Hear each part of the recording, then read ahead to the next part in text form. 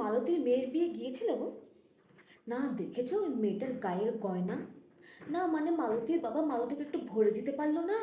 হ্যাঁ, যতই হোক একটা মাত্র মেয়ে তো, ওর থেকে আমরা বেশি সোনা বাড়িতে পড়ে থাকি গো।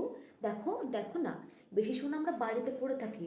আর মালতী সোনা না গো, পুরো টিনের মতন পাতলা। সেই সোনা নাকি দিয়ে মেয়েকে বিয়ে দিয়েছে। মানা যায়? হুম।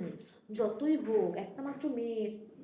আর খাওয়া দাওয়া তো এত বাজে রান্না হয়েছে। আমি মাত্র 5 পিস মাটন খেয়েছি গো। আর ওই 2 পিস চিকেন রেজালা না কি বলে তাই খেয়েছি। বেশি খেতে পারিনি।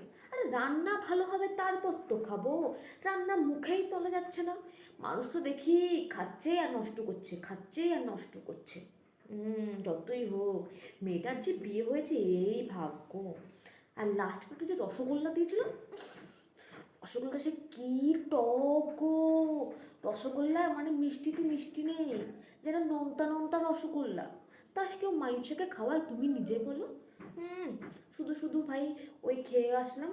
খেয়ে এসে তো রাতের বেলা আমার কি পেট খারাপ। আর তোমাদের কাকুরও তাই, সে কি পেট খারাপ। হ্যাঁ, তাই বলছি, মালতীর বাবা এত ধুমধাম করে বিয়ে দিল, খাওয়া দাওয়ার ব্যবস্থা একটু ভালো করতে পারতো।